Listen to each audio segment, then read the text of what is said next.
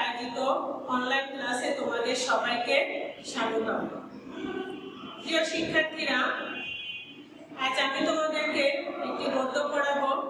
গদ্যটির নাম mother Teresa, লিখেছেন সঞ্জিদা খাতুন। তাহলে প্রথমে এসে আমরা সঞ্জিদা খাতুন সম্পর্কে একটু জানি। লেখিকা সঞ্জিদা খাতুন 1933 সালে ঢাকায় জন্মগ্রহণ করেন।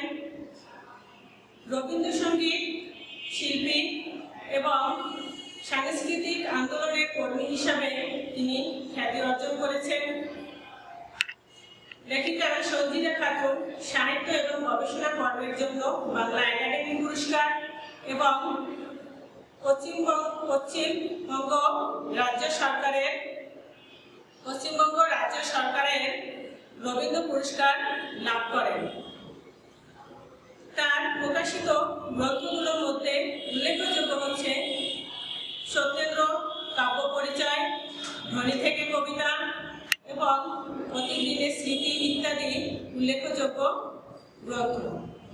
তাহলে শিক্ষার্থীরা এসো, আমি তোমাদেরকে গল্পটি এখন পড়াবো, অর্থাৎ গদ্যটি তোমরা সবাই মনোযোগ দিয়ে শুনবে। আমাদের গল্পটির নাম হচ্ছে, অর্থাৎ গদ্যটির নাম হচ্ছে মাদার তেরেসা, লিখেছেন সঞ্জিদা খাতুন। তাহলে দেখো, মানুষকে ভালোবাসবে এটাই স্বাভাবিক, কিন্তু সবসময় তেমন দেখা যায় না। আবার বিভিন্ন যুগে এমন মানুষও পৃথিবীতে আসেন যারা মানুষের সেবাতেই প্রাণমন সব ঢেলে দেন। ভালোবাসা দিয়ে তারা জয় করে নেন দুনিয়া। মাদার তেরেসা ছিলেন তেমনই একজন অসাধারণ মানবদরদী, অর্থাৎ মাদার তেরেসা ছিলেন অসাধারণ একজন মানবসেবী। তিনি মানবতার সেবার জন্য নিজের জীবন উৎসর্গ করে দেন। মাদার তেরেসা জন্মেছিলেন অনেক দূরের দেশ আলবেনিয়ার স্কোপিয়াতে। তাহলে মাদার তেরেসা কোথায় জন্মেছিলেন? আলবেনিয়ার স্কোপিয়াতে। 1910 খ্রিস্টাব্দে 26শে আগস্ট তার জন্ম। তাহলে কত খ্রিস্টাব্দে তার জন্ম হয়েছিল? 1910 খ্রিস্টাব্দে।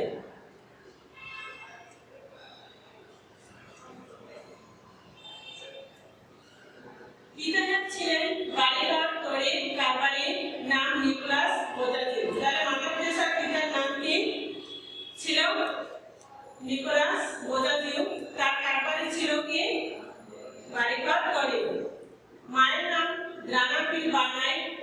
পারিবারিক পদবি অনুসারে কন্যার নাম রাখা হয় আগনেস বোজাজিউ। তাহলে মাদার তেরেসার মায়ের নাম কি ছিল শিক্ষার্থীরা? দ্রানাপিল বার্নাই। পারিবারিক পদবি অনুসারে মাদার তেরেসার আরেকটি নাম ছিল আগনেস বোজাজিউ। 3 ভাই বোনের মধ্যে আগনেস ছিলেন ছোট। তাহলে মাদার তেরেসা কত নম্বরে ছিলেন? অর্থাৎ তিনি 3 ভাই বোনের মধ্যে ছিলেন সবচেয়ে ছোট। বড় হয়ে সন্ন্যাসব্রত গ্রহণের সময় তার নাম হলো মাদার তেরেসা। তাহলে বড় হয়ে সন্ন্যাসব্রত গ্রহণ করার পর শিক্ষার্থীরা মাদার তেরেসার নাম হলো কি? Mother Teresa. তেরেসা যখন খুব ছোট তখন ইউরোপ, এশিয়া ও আফ্রিকা জুড়ে ভয়াবহ যুদ্ধ হয়েছিল। 1914 থেকে 1918 সাল পর্যন্ত চলেছিল এই যুদ্ধ। ইতিহাসে এই যুদ্ধকে বলা হয় প্রথম বিশ্বযুদ্ধ। তাহলে প্রথম বিশ্বযুদ্ধ কত সাল থেকে কত সাল পর্যন্ত চলেছিল? 1914 থেকে 1918 সাল পর্যন্ত। যুদ্ধে অসংখ্য মানুষের মৃত্যু হয়েছিল। এতে তেরেসার কোমর মনে খুব আঘাত লেগেছিল। এ সময় বাবার মৃত্যু পরিবারেও বিপর্যয় ঘটিয়েছিল। দুঃখ দুর্দশার মধ্যে বড় হচ্ছিলেন তেরেসা। অল্প বয়সে তার ভেতরে ইচ্ছা জাগে মানুষের সেবা করবেন, তাদের কষ্ট লাঘব করবেন। তেরেসার যখন বয়স 18 তখন তিনি লরেটো সিস্টার্স নামে খ্রিস্টান মিশনারি দলে যোগ দেন। তাহলে কত বছর বয়সে মাদার তেরেসা লরেটো সিস্টার্স নামে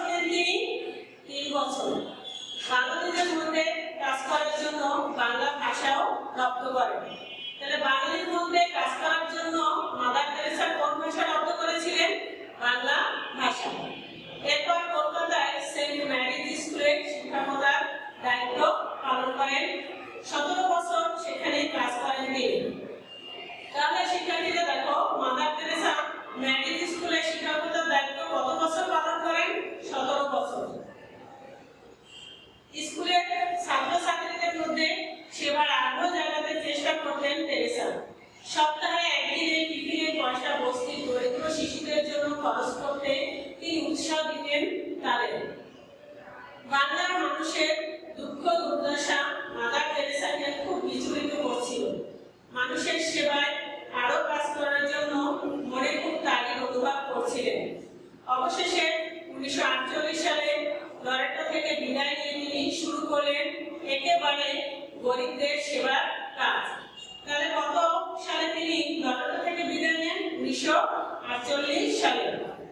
গ্রাম ছেড়ে পরলেন শাড়ি, বাঙালি নারীর পোশাক। তাহলে মাদার তেরেসা গ্রাম ছেড়ে কি করেছিলেন? শাড়ি পরেছিলেন। সেই থেকে 3টির বেশি শাড়ি তার কখনো ছিল না। মাদার তেরেসার কয়টি শাড়ি ছিল? 3টি। একটি পরার, একটি ধোয়ার, আর একটি হঠাৎ দরকার কিংবা কোন উপলক্ষের জন্য রেখে দেওয়া। তার হাতে টাকা পয়সা বিশেষ ছিল না, তবে মনে ছিল গরিব দুঃখী মানুষের জন্য ভালোবাসা আর প্রবল এক আত্মবিশ্বাস। কলকাতার এক অতি নোংরা বস্তিতে তিনি প্রথম স্কুল খুললেন। বেঞ্চ টেবিল কিছু নেই, মাটিতে দাগ কেটে শিশুদের শেখাতে লাগলেন বর্ণমালা। তাহলে মাদার তেরেসা প্রথম স্কুল খুললেন কোথায়? কলকাতার নোংরা বস্তিতে। অসুস্থদের সেবার জন্য খুললেন চিকিৎসা কেন্দ্র। মাদার তেরেসা অসুস্থদের জন্য কি খুলেছিলেন? চিকিৎসা কেন্দ্র। ধীরে ধীরে সাহায্যের হাত বাড়িয়ে দিলেন অনেক মানুষ। মাদার তেরেসার কাজের পরিধি ক্রমাগত বেড়ে চলল। তার সঙ্গে যোগ দিলেন আরো অনেক নাম। তাদের নিয়ে তিনি গড়লেন মানব সেবার সংঘ, মিশনারিজ অফ চ্যারিটি। অর্থাৎ মাদার তেরেসা যে সংঘটি গড়েছিলেন সেই সংঘটির নাম কি? মানব সেবার সংঘটি গড়েছিলেন, সেটির নাম হচ্ছে মিশনারিজ অফ চ্যারিটি। সবচেয়ে যারা গরিব, সবচেয়ে করুণ যাদের জীবন, তাদের সেবা করার ব্রত ছিল মাদার তেরেসা। অর্থাৎ মাদার তেরেসা সবচেয়ে করুণ এবং সবচেয়ে গরিবদের জন্যই তিনি কাজ করতেন। মৃত্যুর মুখে অসহায় মানুষের সেবার জন্য তিনি 1952 সালে কলকাতার কালীঘাটে নির্মল হৃদয় নামে এক ভবন প্রতিষ্ঠা করেন। তাহলে 1952 সালে তিনি কি প্রতিষ্ঠা করেন? নির্মল হৃদয় নামে ভবন। কলকাতায় ফুটপাতে সহায় সম্বলহীন বহু মানুষের বাস। অসুখে দুঃখে দুঃখে তাদের অনেকের প্রায় দুর্দশা। মরণাপন্ন এইসব মানুষকে বুকে তুলে নেন মাদার তেরেসা। নির্মল হৃদয়ে এনে মমতাময়ী মা কিংবা বোনের মতো তাদের সেবা যত্ন করেন। রাস্তা থেকে তুলে আনা অনাথ শিশুদের আশ্রয় দিতে তিনি প্রতিষ্ঠা করেন শিশু ভবন। তাহলে অনাথ শিশুদের জন্য তিনি কি প্রতিষ্ঠা করেন? শিশু ভবন। শারীরিক ও মানসিক প্রতিবন্ধী শিশুদের জন্য স্থাপন করেন নবজীবন আবাস। শারীরিক এবং মানসিক প্রতিবন্ধীদের জন্য মাদার তেরেসা কি প্রতিষ্ঠা করেন, কি স্থাপন করেন? সেটি হচ্ছে নবজীবন আবাস। মাদার তেরেসার আরেকটি বড় কাজ শিশু রোগীদের আবাসন, প্রেম নিবাস প্রতিষ্ঠা। মাদার তেরেসা শিশু রোগীদের জন্য কি প্রতিষ্ঠা করেন? প্রেম নিবাস প্রতিষ্ঠা করেন। ভারতের টিটাগড়ে তিনি প্রথম এই কেন্দ্র প্রতিষ্ঠা করেন। ভারতের কোথায় তিনি প্রথম এই কেন্দ্র প্রতিষ্ঠা করেন? টিটাগড়ে। পরে এর আরো অনেক শাখা গড়ে তোলা হয়। কুষ্ঠরোগীদের শরীরে দুর্গন্ধময় দমকালে ঘা বলে সমাজের অনেকে রোগীকে পরিত্যাগ করে। অসুখটা ছোঁয়াছে ভেবে রোগীর কাছে থেকে সবাই দূরে থাকে। ফলে কুষ্ঠরোগীদের জীবন হয়ে ওঠে খুব কষ্টের। মাদার তেরেসা নিজের হাতে কুষ্ঠরোগীদের সেবা করতেন। তাদের ঘা ধুয়ে স্নান করিয়ে দিতেন।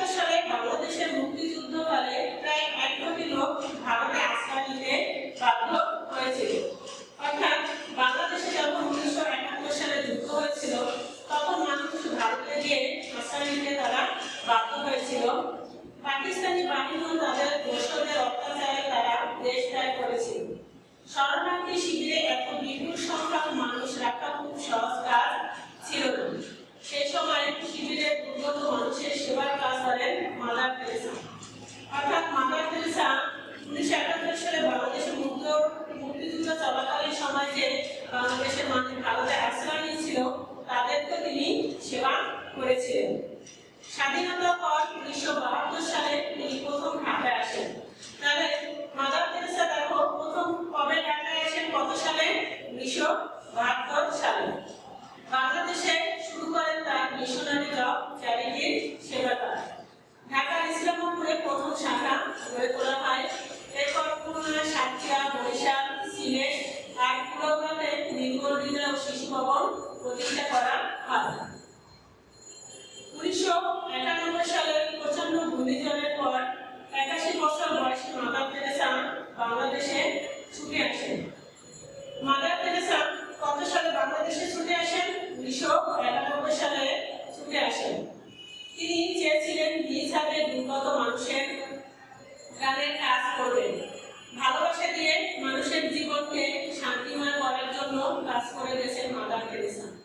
সেবা কাজে মানুষকে সবচেয়ে বড় করে রেখেছিলেন তিনি।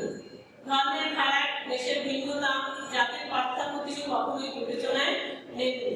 অর্থাৎ মাদার তেরেসা কখনো ধর্ম, দেশ এবং জাতির পার্থক্য না করে মানুষকে বড় করে তিনি রেখেছেন, মানুষের সেবা কাজ করেছেন। তাই সব দেশের সব ধর্মের মানুষের ভালোবাসা তিনি পেয়েছেন। সেবা কাজের জন্য বহু সম্মাননা তিনি লাভ করেছেন। তার মধ্যে শ্রেষ্ঠ হলো নোবেল পুরস্কার। সে পুরস্কার শান্তির কাজের জন্য। জীবনে কোনো পুরস্কারের অর্থই তিনি নিজের জন্য ব্যয় করেননি মাদার তেরেসা। নোবেল পুরস্কারের অর্থ দান করেছেন দুঃখীজনের জন্য। সেই সাথে আরেকটি কাজ করেছিলেন। নোবেল পুরস্কার প্রদান উপলক্ষে সুইডেনের নোবেল কমিটি এক ভোজসভার আয়োজন করে। মাদার তেরেসা অনুরোধ করেছিলেন ভোজসভা বাতিল করে সেই অর্থ ক্ষুধার্ত মানুষের দেওয়ার জন্য। এই সংবাদ জানতে পেরে সুইডেন ও অন্যান্য দেশের মানুষ এগিয়ে আসেন। এদের মধ্যে স্কুলের অনেক ছাত্রছাত্রী ছিল। তারা মাদার তেরেসাকে যে সাহায্য করেছিলেন সেটা ছিল নোবেল পুরস্কারের অর্থমূল্যের অর্ধেক। অর্থাৎ মাদার তেরেসা যে নোবেল পুরস্কারটি পেয়েছিলেন সেটি তিনি বিক্রি করে গরিবদের সাহায্য করেন এবং ছাত্রছাত্রীদের সাহায্য সহযোগিতা করেন। 1997 সালের 5 সেপ্টেম্বর কলকাতার এই সেবাব্রতের মৃত্যু হয়। সারা জীবন মাদার তেরেসা মানুষের সেবা করেছেন, সেই সাথে মানুষের সেবায় এগিয়ে আসতেন, অন্যদের অনুপ্রাণিত করেছেন। নির্বাক সাদা শাড়ি পরা ছোটখাটো এই মানুষটিকে তাই দুনিয়ার সবাই এক ডাকে চেনেন। মানুষের মনে তিনি বেঁচে থাকবেন চিরকাল। প্রিয় শিক্ষার্থীরা, মাদার তেরেসা ছিলেন একজন অসাধারণ মানবসেবী। তিনি তার জন্মস্থান সুদূর আলবেনিতে হয়েও তিনি অবিভক্ত ভারতের বাংলা অঞ্চলের মানুষের দুঃখ দুর্দশা দেখে তিনি বিচলিত হয়েছিলেন। এ কারণেই তিনি গরিব এবং অসুস্থ মানুষের জন্য শিক্ষা প্রতিষ্ঠান এবং চিকিৎসা কেন্দ্র প্রতিষ্ঠা করেছিলেন।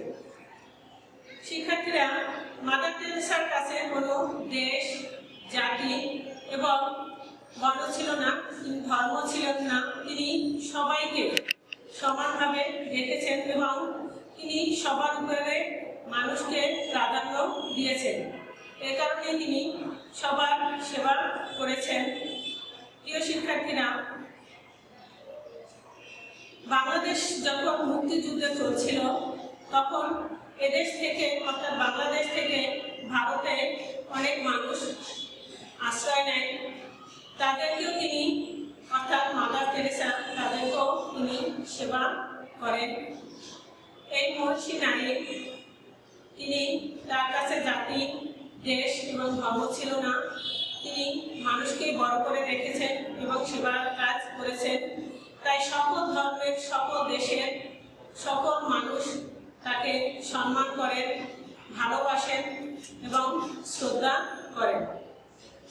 প্রিয় শিক্ষার্থীরা, তোমরা এখান থেকে 15টি এমসিকিউ করে কমেন্ট বক্সে পাঠিয়ে দিবে। আর এই গদ্যটি অর্থাৎ এই গল্পটি তোমাদের কোথাও যদি বুঝতে অসুবিধা হয় আমাকে অবশ্যই কমেন্ট বক্সে জানাবে। আজ এই পর্যন্ত। প্রিয় শিক্ষার্থীরা, তোমরা সবাই ভালো থাকো, সুস্থ থাকো। বাসায় থাকো, পরিষ্কার পরিচ্ছন্ন থাকো। আসসালামু আলাইকুম।